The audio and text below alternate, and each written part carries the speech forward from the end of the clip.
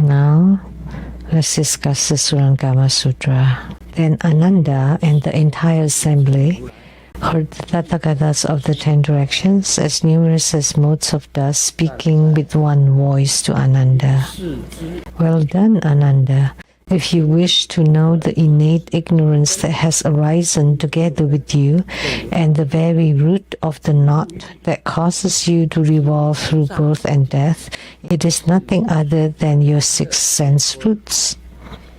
If you also wish to understand the unsurpassed bodhi, so that you may swiftly attain peace, liberation, and eternal and quiescent wonder, it is likewise your 6 roots and nothing else. Let's talk about this short excerpt. So at this time, Ananda and the entire assembly heard the Tathagatas of the 10 directions, as numerous as motes of dust. Many. Although they are different Tathagatas, they have the same voice, and spoke to Ananda. Well done, Ananda. If you wish to know the innate ignorance that has arisen with you and the very root of the knot that causes you to revolve through birth and death, so all the delusions due to ignorance, or all your ignorant delusions, become the cause of the 6 rebirth realms. And the causes are the 6 roots, the eyes, ears, nose, tongue, body, and mind, that cause you to transmigrate in the rebirth realm. Because you have the eyes, ears, nose, tongue, body, and mind, you are reincarnated in the 6th rebirth realm. That is the case because humans have the 6 roots: eyes, ears, nose, tongue, body, mind. So you reincarnate or transmigrate in the 6 rebirth realms from heavens, asura, human, hell, hungry ghosts, and animal realms. They are due to the karma created by your 6 roots. That's simply said, nothing else. Why can't we leave behind the 6 rebirth realms and go to the Pure Lands or even have attainments of the Bodhisattvahood and Buddhahood? Why? Why can't you? Because of your eyes, your ears, your nose, your tongue, your body, your mind.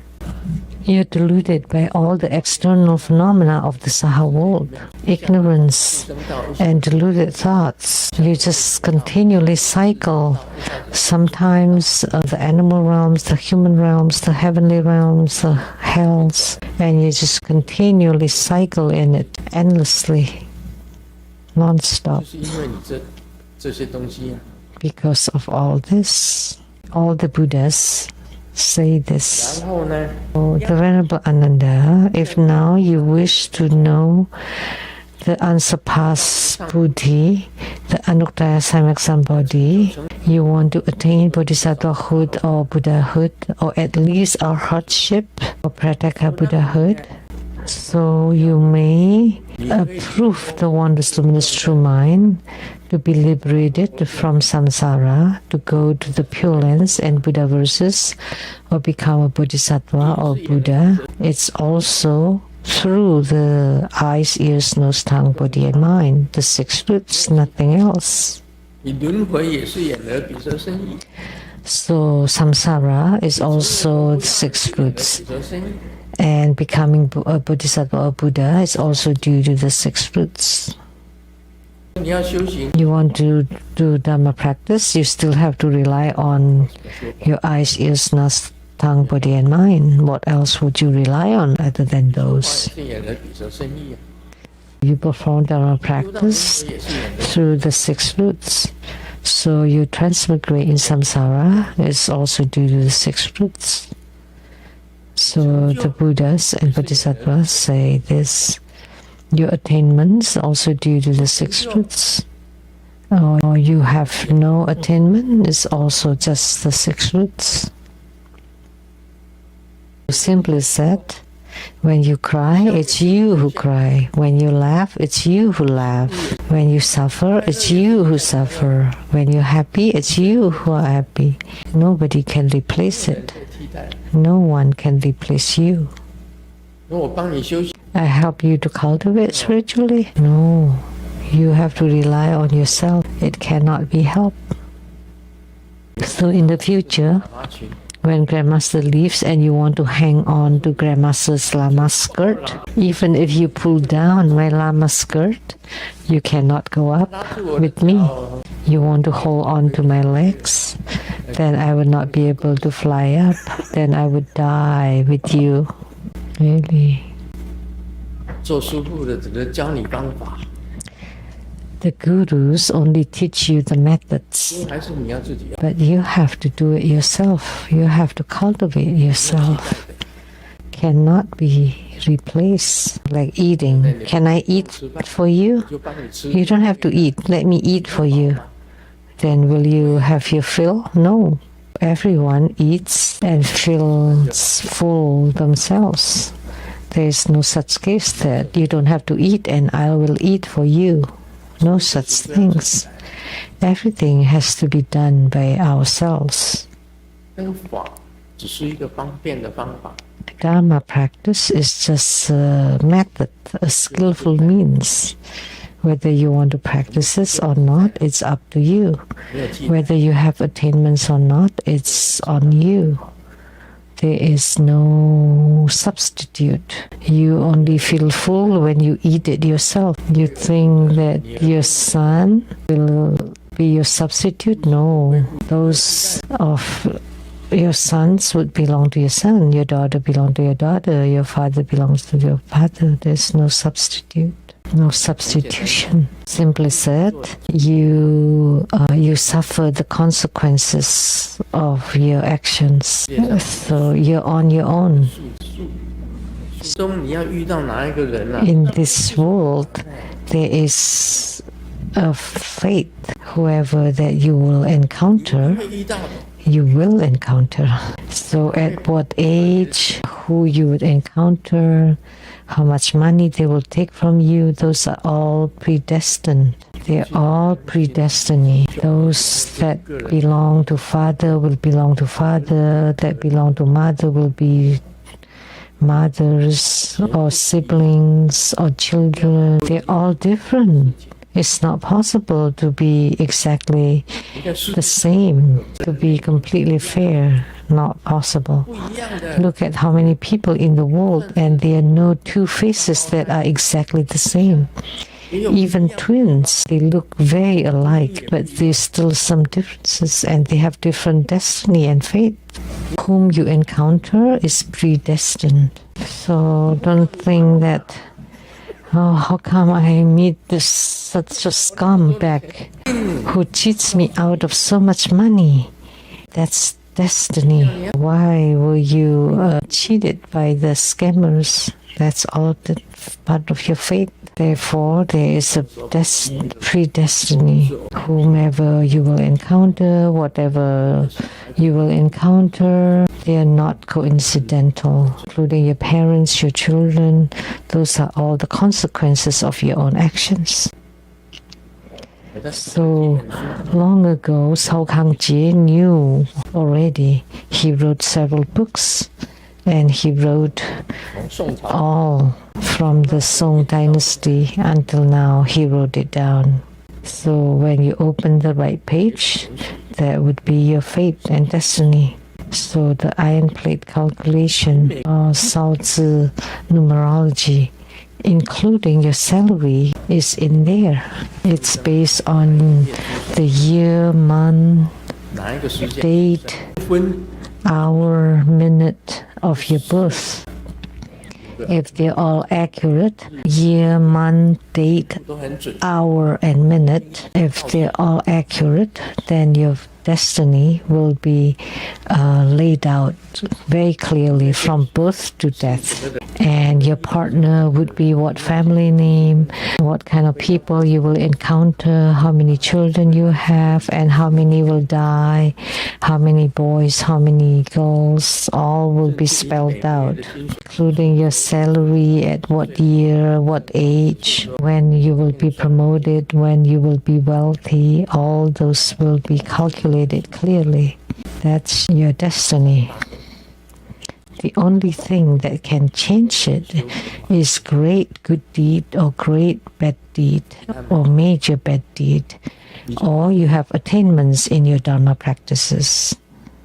Otherwise, that's your destiny. You cannot get away from it. So attainments is also your 6 roots. You have no attainments, it's also due to the 6 roots. Is that nothing else? Only the awakened ones would know this. If you're not awakened yet, you would not know. 90% of the people in the world are not awakened in all different fields. They are not awakened yet. As of now, the one who truly knows the true phenomena of the world is Sakyamuni Buddha. So he is the awakened one. Jesus is too. He's an awakened one. Only the sages in China, that's Lao Tzu, he's also the awakened one. Let me tell you, Confucius is not awakened. Confucius is not the awakened one. Only Sakyamuni Buddha is the awakened one. What does it mean to be the awakened one? You know, when you go home and you have dreams, is it real in the dreams? Yes. When you're in the dream, you don't know that it's a dream. You think it's real. Only after you wake up, oh, that was just a dream. Good thing. That was fake, false. You finally woken up. The same with the saha world. Eventually one day you will wake up. When will you wake up? Then you will become the awakened one. And if you're not awakened, you would be transmigrated in the 6 rebirth realms. But once you awaken, you're a sage. Like Sakyamuni Buddha, I'm the awakened one. I'm one who awaken others. Yes, propagating Buddha Dharma is in the hope to awaken all sentient beings. The same with Jesus. Why did he come to the world? Is to awaken the people of the world. I came to this world is to become the guiding lamp so that you can see clearly.